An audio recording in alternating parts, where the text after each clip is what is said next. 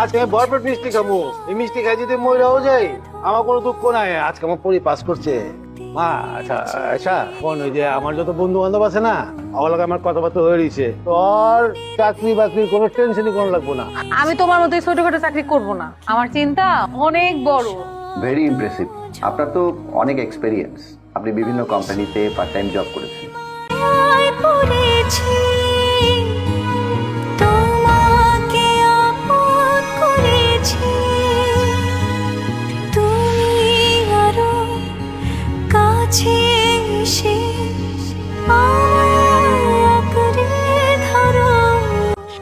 কিরে মা ভাত খাস নাকি? খা খা। হ্যাঁ এটাই চলে আসলাম। কত টাকা বাঁচাইছো তাহলে? মনে কর 30-40 টাকা। এই যে তুমি যে চিন্তা করছো তোমার 40 টাকা বাঁচাইতে হবে, কেন তুমি চিন্তা করতে পারলা না তোমার মাসিক বেতন কেমনে 40 টাকা তুমি বাড়াবা?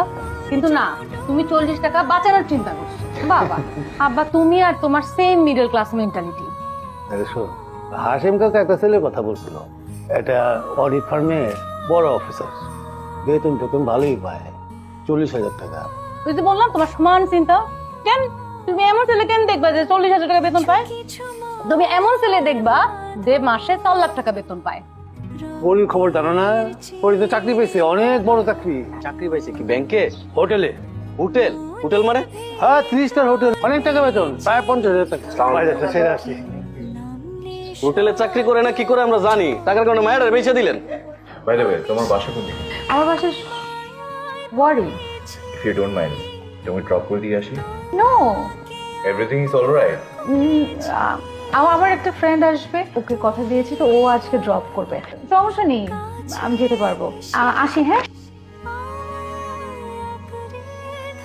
আমাদের তো কাজ ছাড়া আরো অনেক কথা থাকতে পারে, তাই না? দেখো আয়শা, প্রত্যেকটা কথা বলার জন্য না একটা প্রপার টাইম প্রয়োজন পড়ে। This is the first time যে কোনো মেয়ের জন্য আমার এই ফিল্ডে কাজ করছে।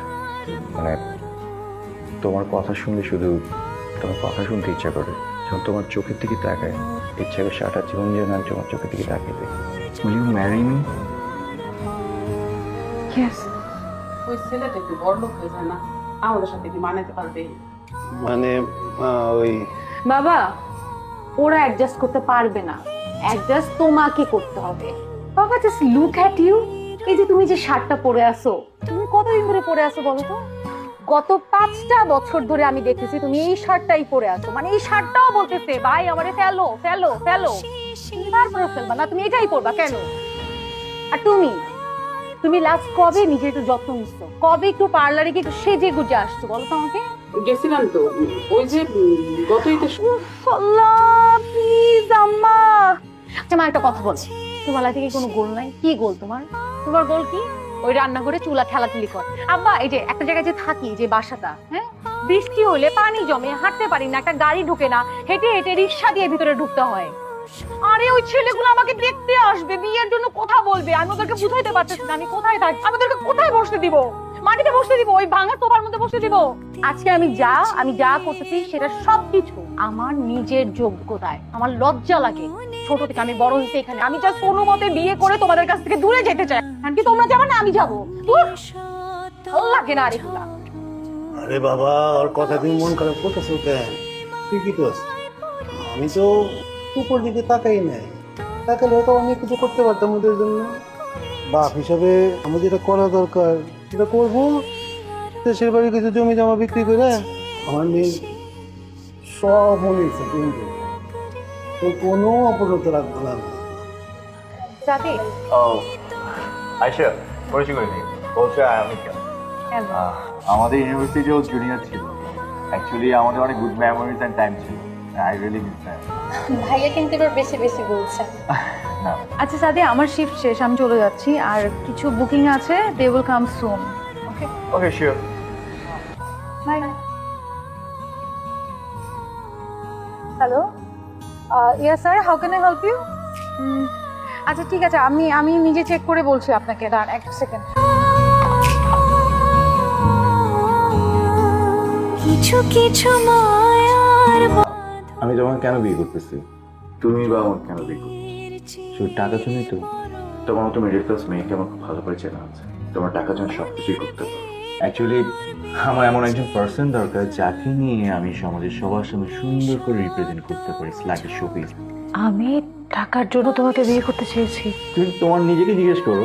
আমি এই সম্পর্কটা কন্টিনিউ করতে চাই। ইউ নো মিস্টার সাদি, সব জায়গায় সবকিছু টাকা দিয়ে কেনা সম্ভব না। আমি আমার আত্মসম্মান, আমার নিজের আইডেন্টিটি আমি বিক্রি করে দিয়েছি।